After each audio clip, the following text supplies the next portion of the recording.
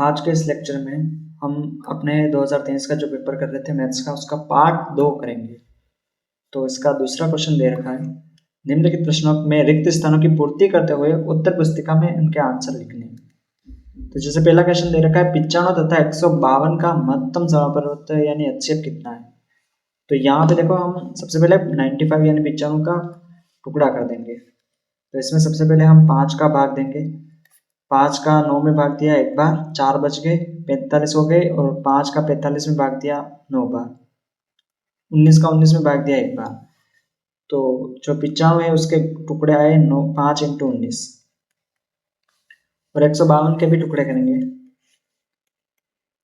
तो इसमें 2 का भाग दिया सबसे पहले, तो 7 बार 14 आ गए, एक बच गया, पीछे चला गया। 2 के पहाड़े में 12 कितनी बार आएंगे? 6 बार। फिर 2 का भाग दिया 7 में 3 बार, और 16 में 2 के पहाड़े में 16 आएंगे 8 बार। फिर वापस 2 का भाग दिया तो 38 में एक बार, और 18 9 यानी 19 बार, और फिर 19 का दिया एक बार। तो 152 के जो टुकड़े आएंगे वो आएंगे 2 × 2 × 2 × 19। तो HCF क्या होता है? जो इन दोनों में कॉमन आ रहा हो। तो इसका जो HCF होगा वो होगा 19। इसका राइट आंसर होगा 19। क्वेश्चन सेकंड दे रखा है, वृत्त पर स्थित एक बिंदु से स्पर्श रेखा खींची जा सकती है। वृत्त पर स्थित एक बिंदु से कितनी स्पर्श रेखा खींची जा सकती है? देखो क्वेश्चन को समझे तो ये वृत्त है, और यहाँ पे स्थित इस एक बिंदु से कितनी स्पर्श रेखा हमें खींच सकते हैं।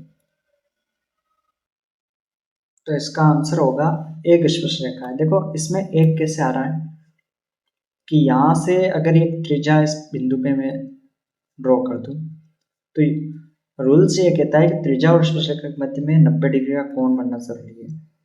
तो यहाँ पे जब 90 डिग्री का कोण बनेगा इस पॉइंट पे, तो यहाँ पे एक बिंदु पर हम एक ही स्पर्शरेखा खींच सकते हैं।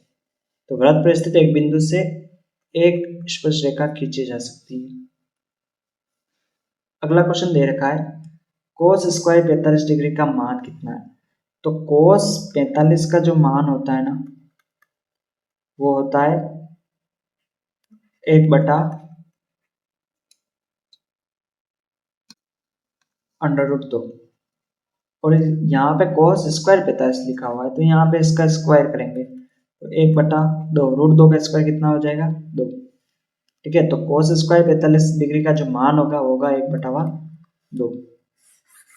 आगे क्वेश्चन दे रखा है, वृत्त तथा उसकी स्पर्श रेखा के उभयनिष्ठ बिंदु को क्या कहते हैं? तो ये जैसे वृत्त है, इसकी स्पर्श रेखा है ना, तो वृत्त तथा उसकी स्पर्श रेखा के उभयनिष्ठ बिंदु को, ये जो है ना, ये वाला वृत्त और ये जो बिंदु है, इसको हम कहेंगे स्पर्श बिंदु।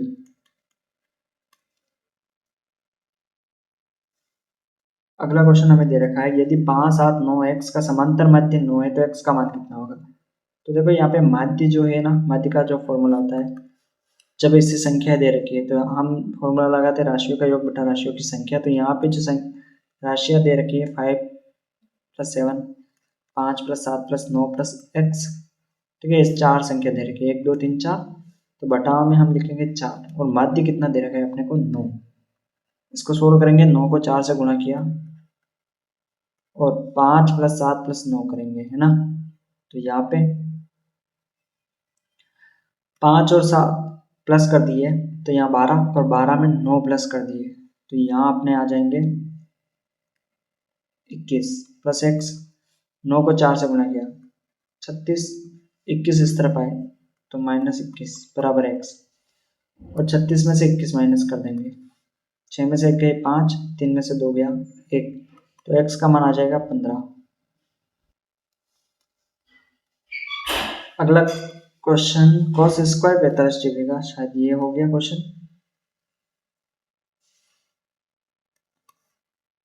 तो अगला क्वेश्चन दे रखा है, 2 पासों को फेंकने पर अंकों का योग 7 आने की प्रायिकता कितनी है? तो इस क्वेश्चन को कैसे करेंगे, जब 2 पासे होते हैं ना, तो उसको हम जब फेंकते हैं तो 2 रिजल्ट मिलते हैं। तो अपने को ऐसे जोड़े बनाने हैं जिन पे अंकों का योग 7 हो जाए। जैसे मैं यहाँ ले आऊँ, पहले पासे पे मान लो 1 आया हो, तो दूसरे पासे पे कितना आएगा? 6, 6 और 1 कितने होंगे? 7। ठीक है, मान लो पहले पासे पे 2 आया हो तो दूसरे पासे पे कितना आएगा 5, 5 और 2 7। मान लो पहले पासे पे 3 आया हो तो अगले वाले पासे पे कितना आएगा 4, 4 और 3 7। मान लो अगले पासे पे पहले पासे पे आया हो 4 तो दूसरे पासे पे कितना आएगा 5, दूसरे पासे पे आ जाएगा 3, 4 और 3 7, 4 5 6 7। ठीक है, मान लो पहले पासे पे 5 आए तो दूसरे पासे पे 2 और पहले पासे पे 6 आए तो दूसरे पासे पे आएगा 1, 6 और 1 7। ठीक है, तो ये 1 2 3 4 5 6 रिजल्ट अपने को मिलते हैं। लेकिन जब दो पासे को अपन उछालते हैं ना तो टोटल रिजल्ट होते हैं 6 इंटू 6 यानी कि 36 कुल रिजल्ट यानी कुल परिणाम होंगे। तो इसकी जो प्रायिकता होगी ना कुल परिणाम तो 36 और अनुकूल परिणाम 1 2 3 4 5 6 6 से 36 काटा तो 1/6, इसकी प्रायिकता होगी 1/6। ठीक है, अगला क्वेश्चन हमें दे रखा है तीसरा क्वेश्चन है अति लघुत्मक प्रश्न पूछे गए इसमें। इसका फर्स्ट दे रखा है के किस मान के लिए समीकरण का जो युग्म दे रखा है 3x - 2y = 0 और के x + 5y = 0 के अनंत हल होंगे।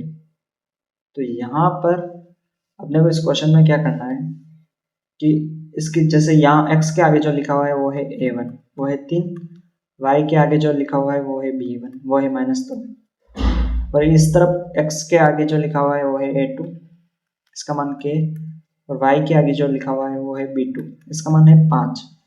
अब देखो अनंत हल होने की कंडीशन क्या होती है a1/a2 = b1/b2 = c1/c2, ये कंडीशन होती है। और इसमें क्या होता है कि लाइन के ऊपर एक लाइन आ जाती है, तब हम ये कह सकते हैं कि यहाँ पे जिस पॉइंट जो भी पॉइंट लगाएंगे इस लाइन पे वहाँ पर एक मान एक वैल्यू आएगी, है ना। तो अब हम यहाँ a1 a2 b1 b2 लेंगे और a1 a2 का जो मान है वो है 3 a1 का मान है 3 और a2 का मान है k। फिर b1 का मान है -2 और b2 का जो मान है वो है 5, है ना। अब हम इसको क्रॉस गुणा कर देंगे, देखो c1 c2 लेने की ज़रूरत ही नहीं, यहाँ से हम मान निकाल लेंगे कि इसको क्रॉस गुणा करेंगे। 5 को 3 से गुणा किया 15 और k को -2 से गुणा किया -2 के, -2 को नीचे गुणा कर देंगे तो 15, इसके नीचे कुछ नहीं तो 1, -2 को 1 से गुणा किया तो 15/-2, ये k का मान आ गया। अगला क्वेश्चन करते हैं द्विघात समीकरण ax² + bx + c के मूल ज्ञात करने के लिए श्रीधर आचार्य सूत्र लिखिए। तो वो सूत्र होता है x बराबर -b + -√b² - 4ac/2, यह श्रीधर आचार्य फॉर्मूला होता है। अगला क्वेश्चन दे रखा है किसी समांतर श्रेणी या एपी का प्रथम पद a है और सार्वंतर हमें दे रखा है d, है ना। तो यहाँ पे उसका पांचवा पद ज्ञात करना है। तो देखो पांचवा पद ज्ञात करना है तो उसका लिए फॉर्मूला होगा a5 = a + 4d। और अगर इसमें हम मान रखें पहला पद क्या दे रखा है a + 4 और d, सार्वंतर भी हमें d दे रखा है ना, तो उसका पांचवा पद ये होगा a5 = a + 4d, ये आंसर है। ठीक है, तो फॉर्मूला है वही इसका आंसर होगा। अगला क्वेश्चन दे रखा है 2 tan 30 डिग्री अपन 1 - tan स्क्वायर 30 डिग्री का मान कितना होगा। तो 2 tan 30 का जो मान होता है वो होता है 1/√3 और 1 - tan स्क्वायर 30 डिग्री यानी 1/√3 का स्क्वायर। इसको सॉल्व करेंगे, 2 को 1 से गुणा किया 2/√3, 1 - 1/√3 का स्क्वायर कितना होता है 1 का स्क्वायर 1, √3 का स्क्वायर होगा 3। 2/√3 ऐसे कैसे, 1 और 3 का एलसीएम लिया यहाँ पे तो वो आएगा 3, 1 का 3 में भाग दिया 3, 3 को 1 से गुणा किया 3, -3 का 3 में भाग दिया 1 और 1 को 1 से गुणा किया 1, 2/√3, 3 में से 1 माइनस किया 2/3, इस संख्या को उल्टी कर देंगे तो 2/√3 इंटू 3/2, 2 से 2 कैंसिल आउट हो गए तो 3/√3 और नीचे √3 है, इसको हटाना तो ऊपर और नीचे √3 से गुणा कर देंगे। 3 को √3 से गुणा किया 3√3 √3 को √3 से गुणा किया 3, 3 से 3 कट गए तो यहाँ आ जाएगा √3। ठीक है, ये इसका आंसर आ गया।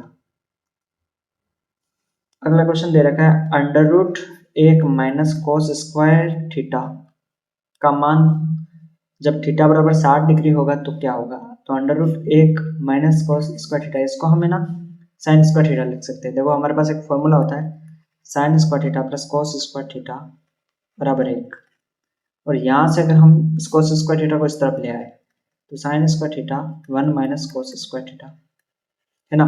तो 1 माइनस कोस स्क्वायर थीटा को हम लिख सकते हैं साइन स्क्वायर थीटा। इस स्क्वायर से √ कट गया तो यहाँ आ गया साइन थीटा, और साइन थीटा का मान हमें दे रखा है 60 डिग्री, और साइन 60 का मान होता है, साइन 60 का जो मान होगा वो होगा √3/2। तो ये इसका आंसर।